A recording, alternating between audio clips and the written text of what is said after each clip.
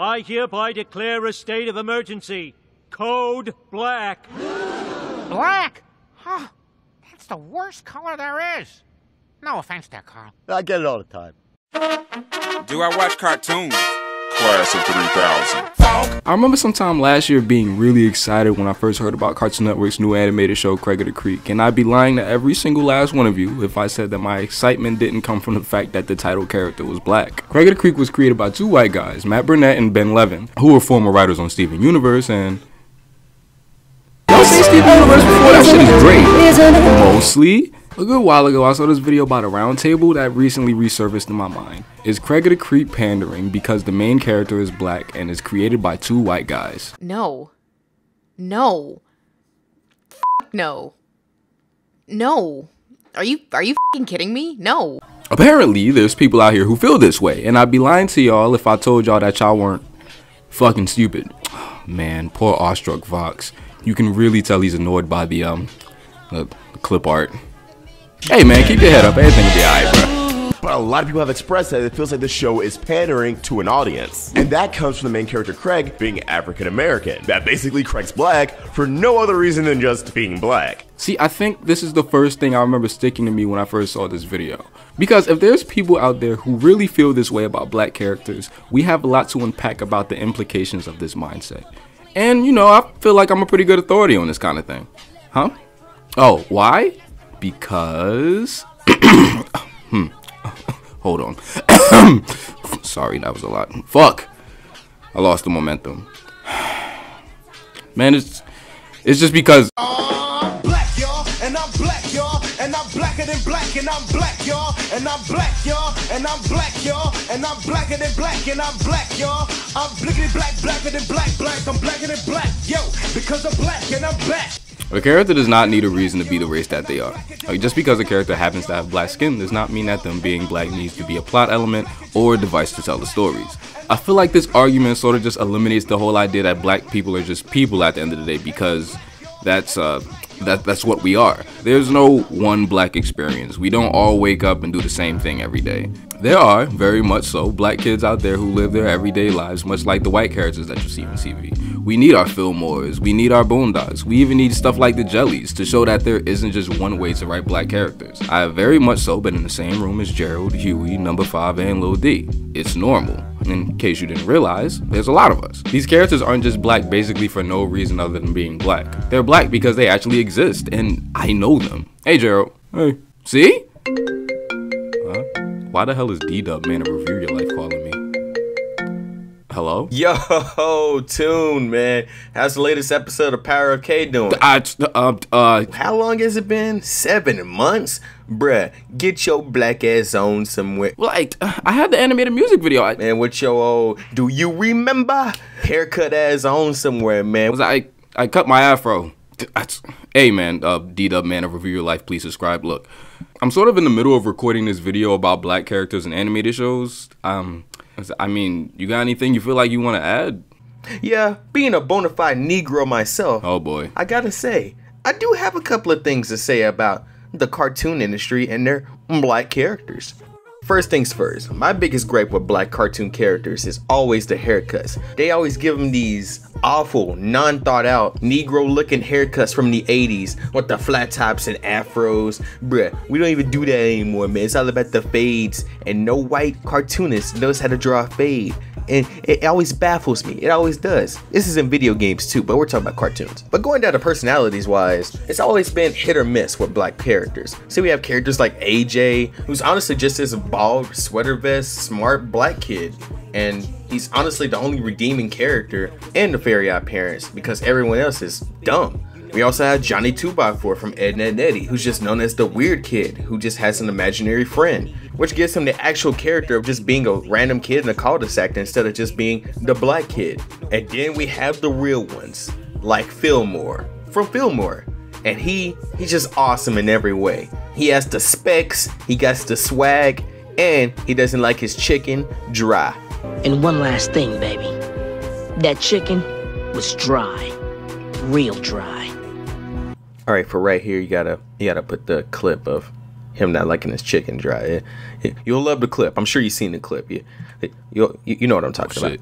Oh shit, wait, I don't think I was supposed to. But yeah, Fillmore was just that hall monitor kid busting crimes left and right, and he had the charisma to back it up.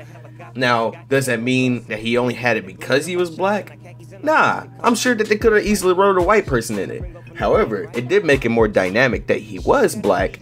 The writers made sure that wasn't the only thing making him stand out. So basically, wrapping it all up, my standpoint is, you can have a character who just so happens to be black, and that's how this should be written from this point on, in my opinion. However, if you do have Craig of the Creeks or Static Shocks that shows the whole urban lifestyle of a black guy, is it really anything different from any other family's lifestyle? I'll let you be the judge. Wow. Yeah, you actually helped me prove my point. Thanks, man. He didn't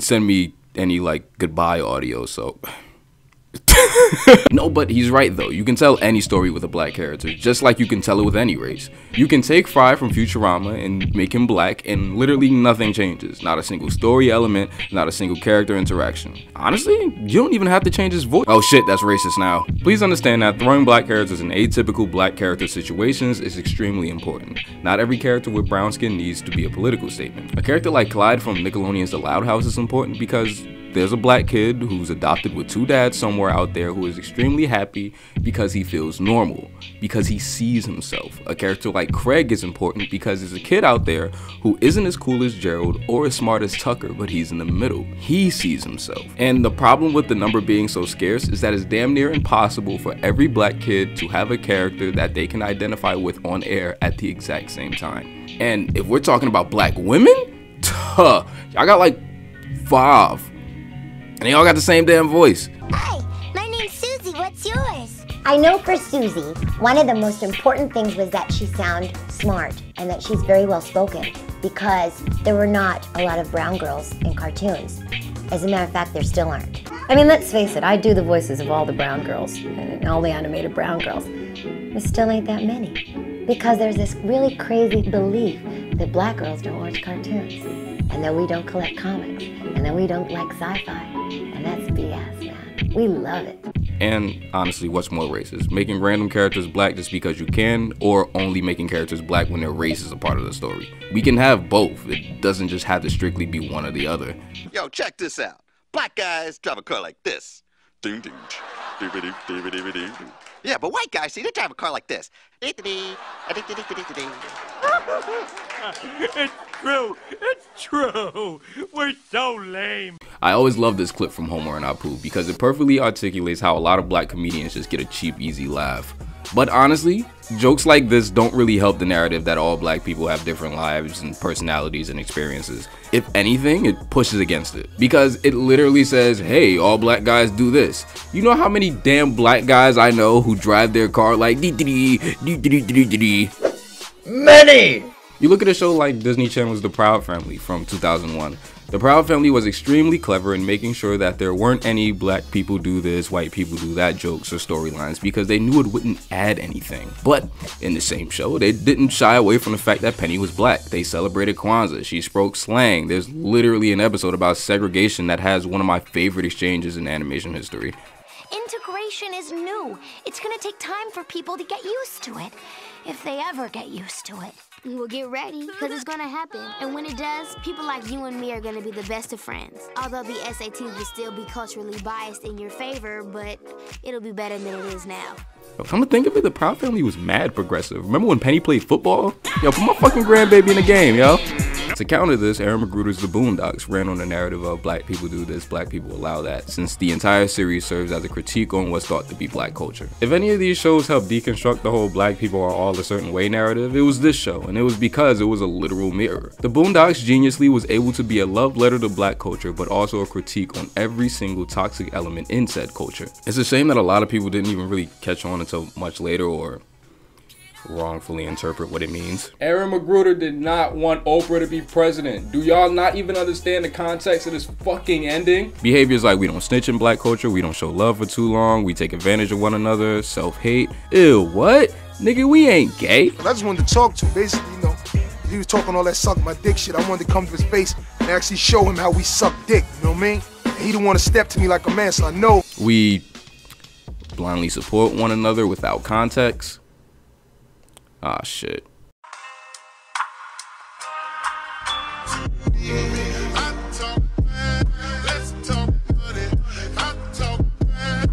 On top of that, in our last video on Craig of the Creek, I saw an abundance of comments saying, oh, so you only like the show because the main character's black and you're black?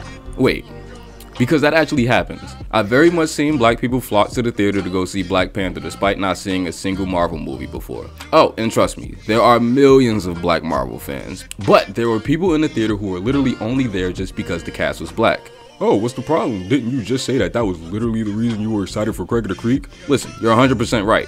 The difference, or more so the exception to the rule, is that with black animated characters, there's so little in amount, especially if we're talking about right now. Representation is important after all. That's why we latch on to whatever characters we can, because the number is so scarce. Hold on, how many fucking black cartoon characters is it on TV right now? I name 5, I'll give you time. Cartoon characters? It is none. It is none. They canceled Static Shock. Nobody remember Fillmore. Like, we don't got shit. The only other black character is this fucking weird ass. Oh no, they killed Chef off fucking South Park. So we don't have shit. So I said, fuck that. We about to make this black, and he ain't got no guns. He ain't shoot no fucking basketball, and he a fucking goober, and we gonna put him on TV. And he's the lead character. There are so many movies that come out every year with black leads. Shit like Black Panther only annoys me because that's the only one y'all thought it was cool to see this year. But y'all definitely didn't go see Girls Trip. Y'all definitely didn't go see A Wrinkle in Time, because I ain't see that shit either. Oh, but you know, I'm sorry. We had to support Black Panther so that we could see more of this. Bitch, if you don't shut the fuck up and go see The Hate U Give with the 35-year-old playing a high school kid from the TV New Edition movie, you know the one. Mr. Telephone Man, this so I'm sorry, I just fucking hate Black Panther. Honestly, I don't even know why I'm explaining this mentality. The Boondocks does it way better than I ever can. I'm voting for Obama because he's gonna lower my taxes. Actually, he has promised to raise taxes at your income level. Huh? Well, I also support Obama because he's against corporate bailouts. That is also not true. Huh? And he's gonna get the troops out of Afghanistan, right? Also wrong. Then what the fuck that nigga gonna do? I'm supporting Obama because he black. And lastly, you don't need to be black in order to write or create black characters.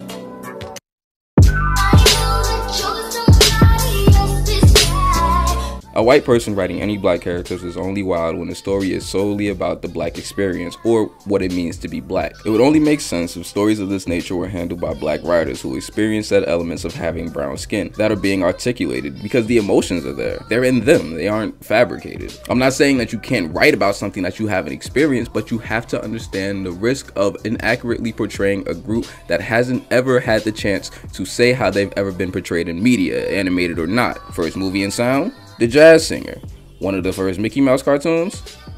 First blockbuster, first film to get a sequel, and first film to ever get played in the White House. The birth of a fucking nation. So, of course, we'd be highly sensitive to how we're shown and everything. This is the first time in history that we were ever able to speak up about it. So, listen.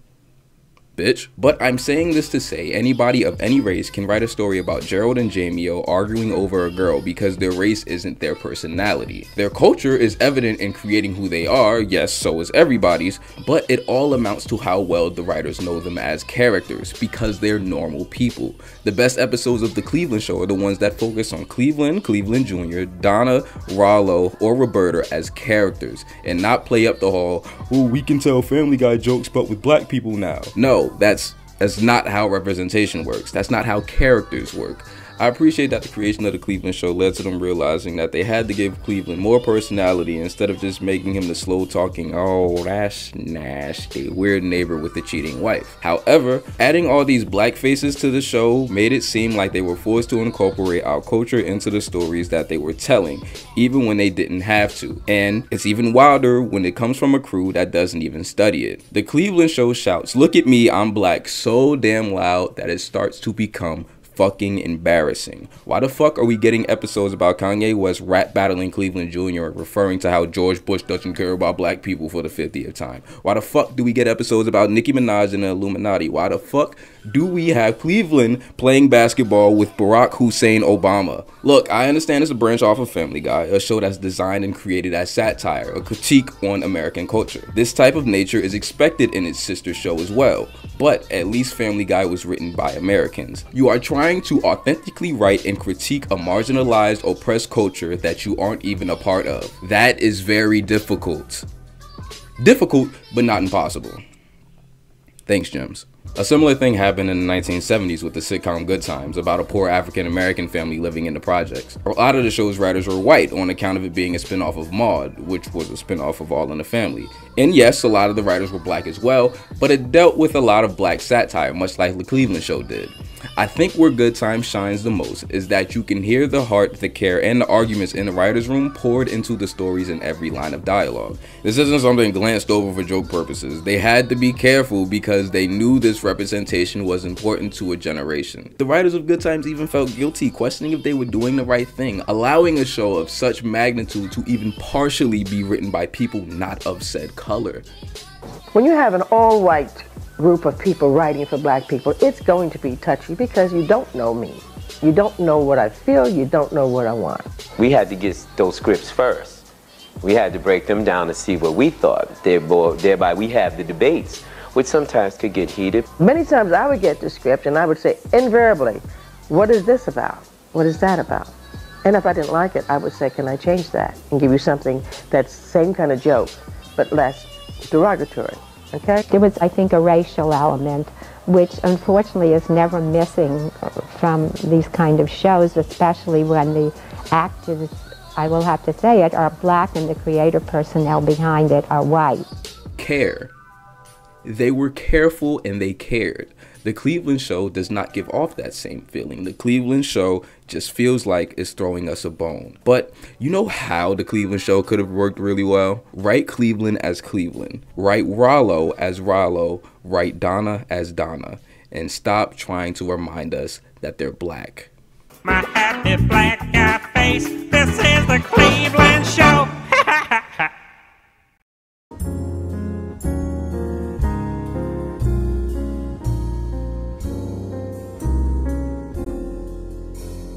Animation has definitely not been the biggest thing in black culture, but that's because we've never felt welcome. Every black character that we get is important, period. And it's not important who they're voiced by, who they're modeled after, or who they're written by. It's important how they're written. There are black jocks, there are black leaders, there are black problem solvers, there are black geniuses, there are black geeks, there are black cool guys, and there are black guys who live in the suburbs. They all deserve to be represented in the animated entertainment that we all consume. And listen, to all those who's wondering why a character is the race that they are, saying that they're only that race for pandering reasons and nothing else. Okay, well, yeah, well, you know what happens when you think that way? You know what happens when you question why Diane is Vietnamese, or why Connie is West Indian, or why Craig is black? That means that you feel like being white is the default.